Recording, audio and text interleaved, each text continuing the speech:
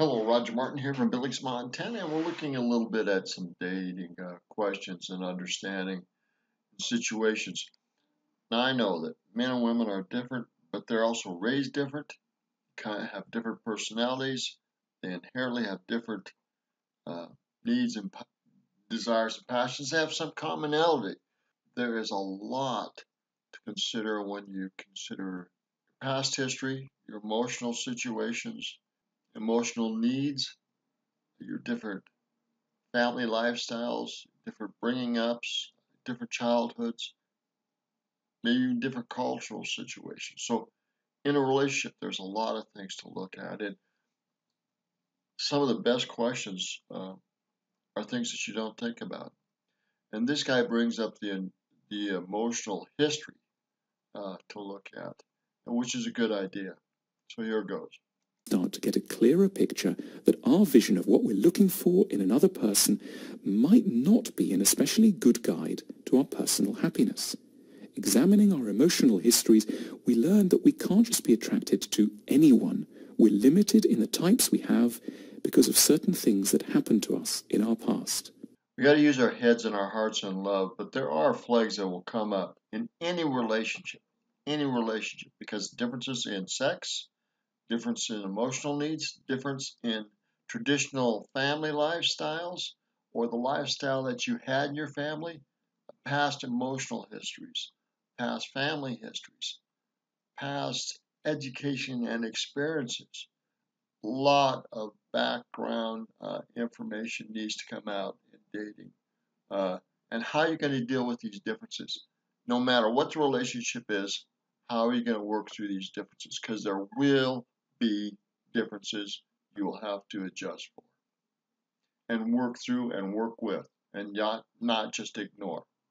Us that love can give us a drug-like high that feels fun and exciting, especially early on. But with all of these powerful emotions happening, your judgment can get clouded. So, how can you tell if your partner is a good choice for you?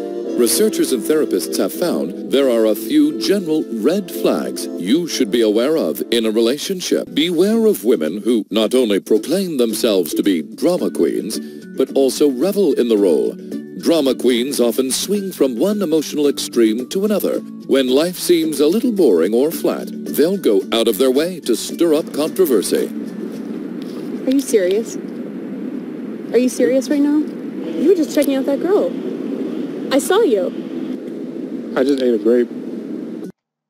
This is a great talk, and we're talking about healthy relationships. We all have weaknesses in our relationship abilities, but we're talking about building some healthy relationships. And it's good to focus on strengths as well as weaknesses and how those strengths are going to help us with dealing with each other's weaknesses. Because only through strength and the relationship in the strengths in that relationship, can we work through our differences and weaknesses. So it's a good foundation to work off of and to build on. Intimacy, security, respect, good communication, a sense of being valued. These are some of the things that most people would agree make for healthy relationships. And researchers would agree too. There's a large body of literature on romantic relationships that's identified the features of healthy relationships, and the list I just provided contains many of them. Researchers also agree on what... Now, it doesn't contain all of them. Nothing will. But you need to discuss weaknesses and strengths in your relationship, in your character, in your history. And I keep coming back to the character and the history because they're fundamentally who you are in that relationship and how you're going to react to weaknesses and strengths in that relationship. Makes for unhealthy relationships. Things like fighting so much that you just can't work things out. Not being able to go to your partner for support when you need it. Contempt, criticism, hostility, violence. When these problems happen in relationships, they can cause significant unhappiness. They can lead to the end of relationships and divorce. And they can literally make people physically and emotionally sick. This is why it's so critical that people have healthy relationships. But there's a problem. How many people know I mean really know what to do on a day-to-day basis to create healthy relationships. My point is this: we may know what a healthy relationship looks like, but most people have no idea how to get one, and no one teaches us how to do so. We need to teach people how to have healthy relationships. Okay, I'm going to end it there. I'm going to leave this video in there because it's probably one of the best ones of 3 or 4 that I've looked at. Building off of healthy relationships, and healthy relationships are a foundation for any relationship. And what to do with weaknesses as well as strengths, that's a real trick. All right, I'm going to use the last part of this video. This is probably the best video of the 3 that I've watched. But let me share this with you. This is probably the best of the 3 videos that I saw. And these 3 skill sets are very vital. Listen to this. So if she had used the skills, she would have been able to say, you know what? I know we're saving for that trip. Now she's talking about a couple that had some conflict here. They were saving for a trip, but she wanted something for a birthday present, but she didn't tell him to get anything, and so he did. And then she was upset, and things blew up from there. So she's talking about using these skills to avoid that situation. I really liked that necklace that we saw the other day, and it wasn't that expensive. He would have gotten it for her. She would have felt respected and valued. He would have been happy. They would have felt more intimate. This whole birthday gift thing would have gone well instead of ending in a fight that could really damage their relationship. Now, this was just an anecdote. We have data to support this as well. I've been studying romantic competence, the ability for people to use insight, mutuality, and emotion regulation. So there's the 3 parts. She talks about young girls with 12, 13 years old who have this ability to do this better than others. And it's beneficial even at that age. Listen to this. Among young people. In one of our studies, we looked at 13 and 14-year-old girls, early adolescent girls. And we found that girls who were more romantically competent felt more secure in their relationships. They felt comfortable being close to people. They could trust people. They weren't worried about being rejected.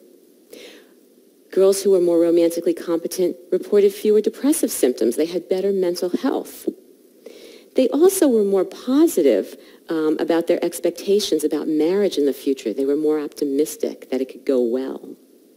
Girls with greater romantic competence were engaging in more typical romantic activities for their age, things that were normative, like dating and flirting and affectionate behaviors like hugging and kissing. And girls who were more romantically competent were engaging in fewer atypical sexual activities like sexual intercourse, which can be considered pretty risky for a 13 and 14-year-old girl. So even at an early age, 13 and 14 years old, when these girls mostly were not even in relationships, the more romantically competent they were, the more adaptive relational functioning they were showing, and the better mental health they were showing. Pretty important. This just shows you that this needs to be developed. These 3 skills need to be developed at a young teen age level. And a lot of men that are isolated or off on their own or loners, it really doesn't help them to have that. If they don't develop that skill, it's going to make it more tougher. It's going to make it more difficult in developing relationships, healthy relationships, and finding a good partner.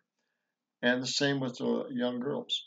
If they don't have that skill, it's going to be more difficult for them to find a useful, beneficial partner that they can work with.